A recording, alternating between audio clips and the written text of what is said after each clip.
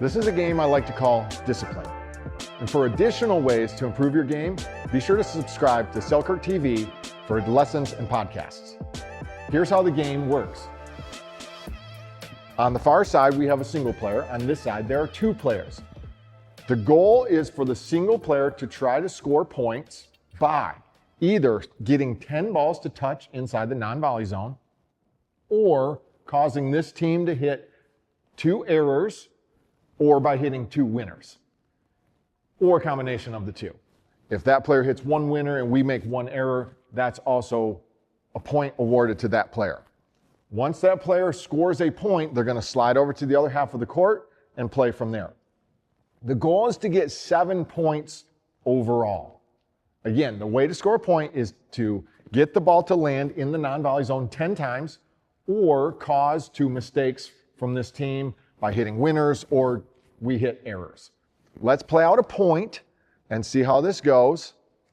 Let's have you feed it, John.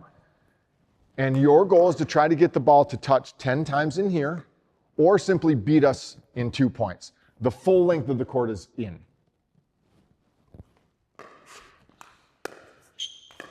That's 1, 2, 3. Now, John, good try. Damien, good defense. No point is scored. We're then going to rotate. John's turn is over. He's going to come to my side. Damien now has his opportunity to try to score a point. The full length of the court is in. Obviously, John, you and I have to hit to the half court here. That side of the court is off limits, with one exception we'll talk about later. But the full length is in. So if you want to try to speed up on us, if you want to try to lob, that's legal. Just know if you lose 1 point, if you make 1 error, just as John did, your turn is over. So you have some difficult decisions that you need to make in order to try to score a point. Are you going to continue to dink, try to get 10 touches?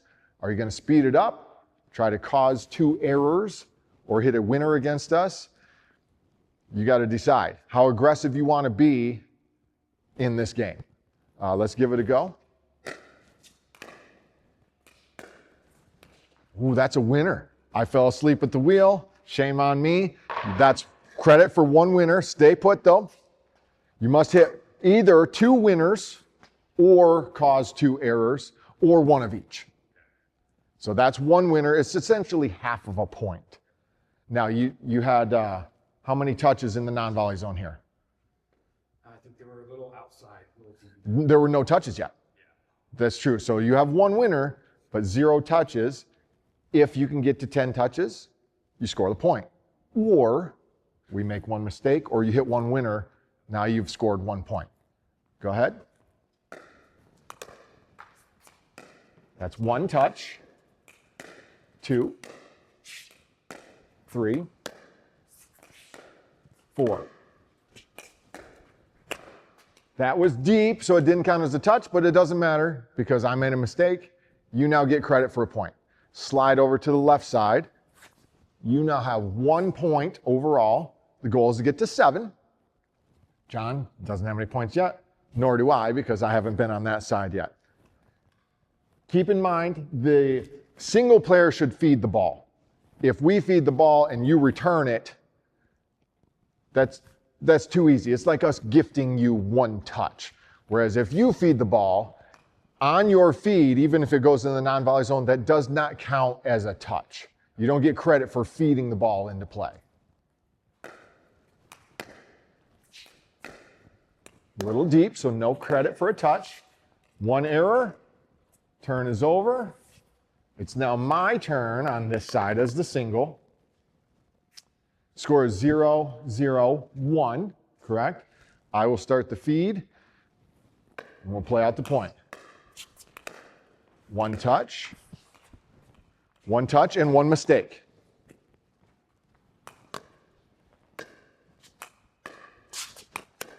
2 touches, 3 touches, 4 touches, 5. Good shot. 6 touches, 7, 8, 9 touches, and there's 10. That grants me a point. So at some point, if you think it makes sense for you to speed it up at me to try to prevent me from getting 10 touches, that's within the realm of possibility. That's why we call this game discipline. You have to decide how much offense you want to play versus trying to rein that in and simply control that ball, keep it down. If you guys can keep it down and away from me well enough, it's going to be very difficult for me to get 10 touches. Maybe I get impatient and I try to speed it up prematurely, and that plan backfires on me. So a lot of discipline being shown here and trying to manipulate this ball and try to score a point. Score now is 1, 1, 0. Feed it in and play it out. That's 1 touch, 2 touches, 3. Good. Oh, too good. My turn's over. Well done. Good job also leaning in and taking that ball out of the air. You have the opportunity to deny me from getting the ball to touch inside that non-volley zone by leaning in and taking the ball early. So something to continue to think about. Rotate again. We maintain our point still when we come over here. Score is 1, 1, 0.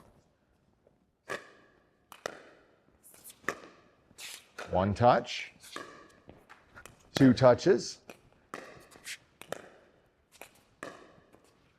That's 4, 5, 6, 7.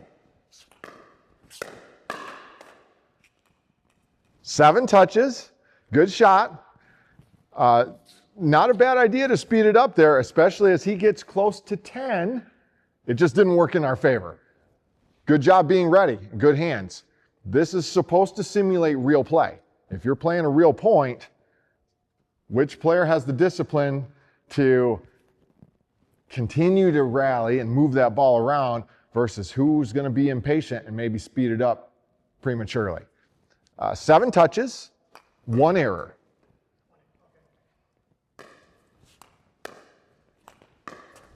Eight, 9, and that's 10. John, score the point. Now it's 1, 1, 1. Game is played to 7.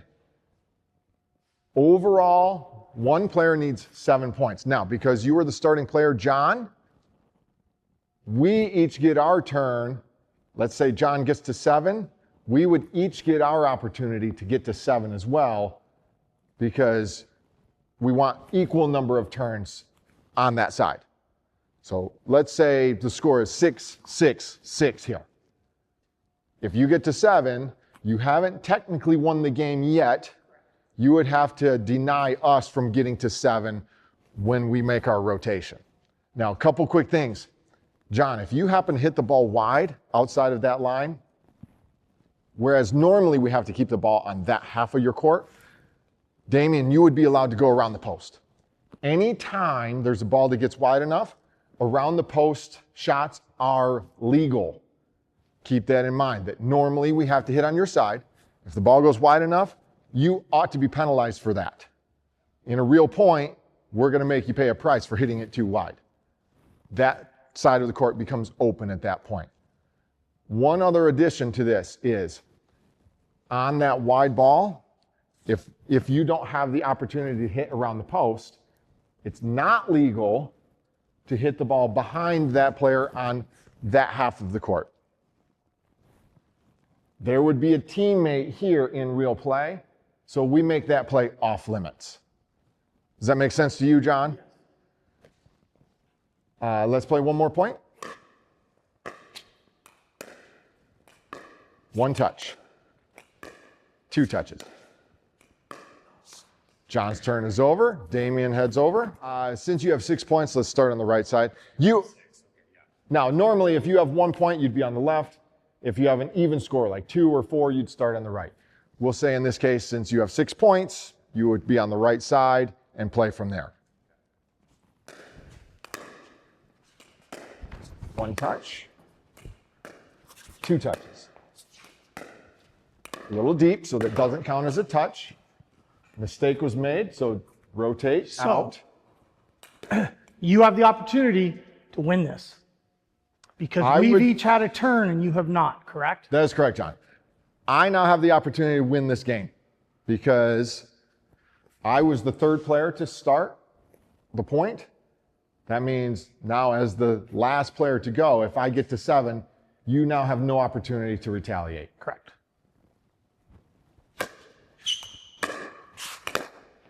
One touch, 2. I got it. 3, 4. Just wide. So that's a miss. That counts as an error. I have 4 touches plus that 1 mistake.